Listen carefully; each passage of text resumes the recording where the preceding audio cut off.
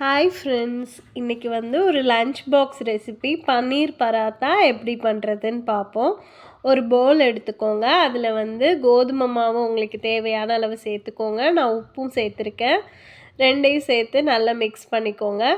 அடுத்தது கொஞ்சமாக நெய் போட்டிருக்கேன். எல்லாத்தையும் சேர்த்து நல்ல ஒரு தடவை மிக்ஸ் பண்ணி விட்டுக்கோங்க.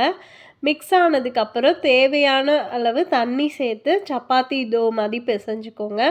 நல்லா சாஃப்டாக பிசைஞ்சுக்கோங்க. இன்னொரு பவுலில் பன்னீர் எடுத்திருக்கேன், ஹோம்மேட் பன்னீர். இது நல்லா க்ரஷ் பண்ணி விட்டுக்கோங்க. இந்த மாதிரி ஆனியன் சாப் பண்ணதை ஆட் பண்ணுறேன், கொத்தமல்லி ஆட் பண்ணுறேன், கசூரி மேத்தி ஆட் பண்ணுறேன். எல்லாத்தையும் ஆட் பண்ணி நல்லா மிக்ஸ் பண்ணிக்கிறேன். மிக்ஸ் பண்ணதுக்கப்புறம் சில்லி பவுடர் ஆட் பண்ணுறேன், கொரியாண்டர் பவுடர், மல்லித்தூள் சேர்க்குறேன்.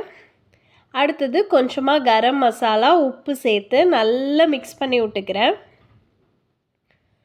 ஈவனாக எல்லா ஸ்பைசஸும் கோட் ஆகிற மாதிரி மிக்ஸ் பண்ணி விட்டுக்கோங்க. இப்போது நம்ம பிசைஞ்சு வச்ச தோலேருந்து ஒரு பால் சைஸ்க்கு எடுத்துக்கிறேன். எடுத்துட்டு அதை சப்பாத்தி மாதிரி ஸ்ப்ரெட் பண்ணிவிட்டு பன்னீர் ஃபில்லிங்கை அதில் சேர்த்துக்கிறேன்.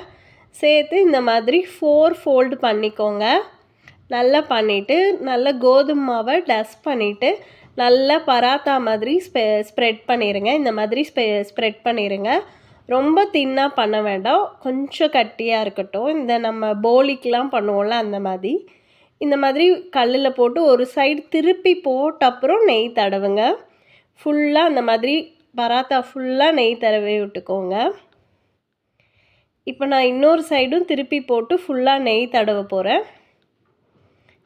ஸோ 2 சைடுமே கொஞ்சம் குக் ஆனதுக்கப்புறம் நெய் தடவி ஹை ஃப்ளேமில் குக் பண்ணுங்கள். இந்த மாதிரி நல்லா வெந்து வந்துடும் உங்களுக்கு. நல்லா வெந்துருச்சு. இப்போ இதை எடுத்து ஒரு பிளேட்டில் ட்ரான்ஸ்ஃபர் பண்ணிக்கலாம். கண்டிப்பாக இந்த பராத்தா ட்ரை பண்ணுங்கள். நமக்கு இந்த மாதிரி நல்ல லேயராக இருக்கும், சாஃப்டாகவும் இருக்கும். கண்டிப்பாக ட்ரை பண்ணி பாருங்கள். இந்த பார்த்தீங்களா நல்ல லேயராக அப்படி பிரிஞ்சு வந்திருக்கு.